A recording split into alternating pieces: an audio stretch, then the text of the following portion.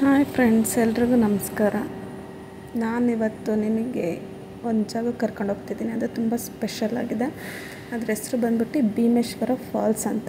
ಇದಿರೋದು near ಸಾಗರ ಹತ್ರ. ಸಾಗರದಿಂದ ಏನಿಲ್ಲ ಅಂದರೆ ಒಂದು 60+ ಕಿಲೋಮೀಟರ್ ಆಗ್ಬೋದು. ಪ್ಲೇಸ್ ಮಾತ್ರ ತುಂಬ ಚೆನ್ನಾಗಿದೆ. ನೀವು ಜೋಗ್ ಫಾಲ್ಸ್ ಸಿಗಂದೂರು ಆ ಕಡೆ ಎಲ್ಲರೂ ಹೋದರೆ ಒಂದು ಸಲ ಈ ಪ್ಲೇಸಿಗೂ ವಿಸಿಟ್ ಕೊಟ್ಟು ಬನ್ನಿ. ತುಂಬ ಅಂದರೆ ತುಂಬ ಚೆನ್ನಾಗಿದೆ. ನೇಚರ್ ಮಧ್ಯದಲ್ಲಿರೋದು. 2 ಕಿಲೋಮೀಟರ್ಸ್ ಟ್ರಕ್ಕಿಂಗ್ ಮಾಡಬೇಕಾಗುತ್ತೆ. ತುಂಬ ಮಳೆಗಾಲದಲ್ಲಿ ಹೋದರೆ ನಿಮಗೆ ಅನಿಸುತ್ತೆ ನೇಚರು, ಗ್ರೀನರಿ, ನಡ್ಕೊಂಡು ಹೋಗಿದ್ದೇ ಗೊತ್ತಾಗಲ್ಲ 2 ಕಿಲೋಮೀಟರು. ಅಷ್ಟು ಚೆನ್ನಾಗಿದೆ ಆ ಪ್ಲೇಸ್ ಮಾತ್ರ.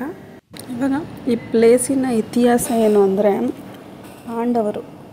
ಪಾಂಡವರು ಅಜ್ಞಾತವಾಸದಲ್ಲಿ ಇದ್ದಾಗ ಕಾಶಿಯಿಂದ ಬರ್ತಾ ಭೀಮ ಒಂದು ಲಿಂಗ ತೊಗೊಂಬರ್ತಾರಂತೆ. ಆ ಲಿಂಗನ ಈ ಜಾಗದಲ್ಲಿ ಸ್ಥಾಪನೆ ಮಾಡ್ತಾರೆ. ಸ್ಥಾಪನೆ ಮಾಡಿದಾಗ ಏನಾಯಿತು ಅಂದರೆ, ಅದಕ್ಕೆ ಅಭಿಷೇಕ ಮಾಡಬೇಕಲ್ಲ.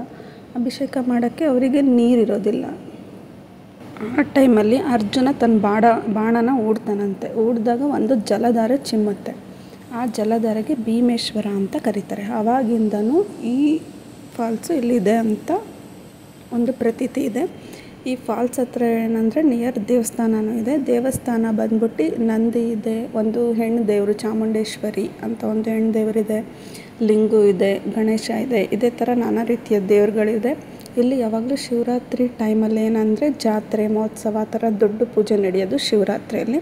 ಅದು ಬಿಟ್ಟರೆ ಅಮಾವಾಸ್ಯೆ ಮತ್ತು ಹುಣ್ಣಿಮೆ ಟೈಮಲ್ಲಿ ಪೂಜೆ ಮಾಡ್ತಾರೆ ಅಂತ ಇಲ್ಲಿರೋ ಭಟ್ರು ನಮಗೆ ಹೇಳಿದ್ರು.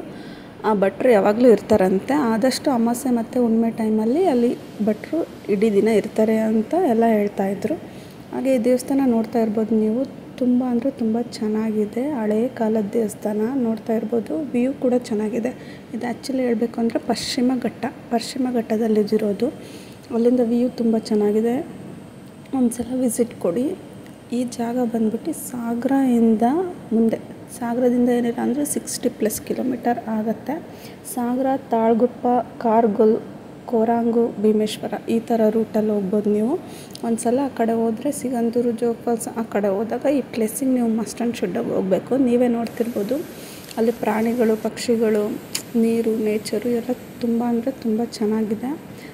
ತುಂಬ ಜೋರು ಮಳೆ ಬರ್ತಾ ಇರೋ ಕಾರಣ ಅಲ್ಲಿ ನಮಗೆ ಫಾಲ್ಸಲ್ಲಿ ಆಟ ಆಡೋಕ್ಕೆ ಬಿಡಲಿಲ್ಲ. ಬೇರೆ ಟೈಮಲ್ಲೆಲ್ಲ ಫಾಲ್ಸಲ್ಲಿ ಸ್ನಾನ ಕೂಡ ಮಾಡ್ಬೋದು.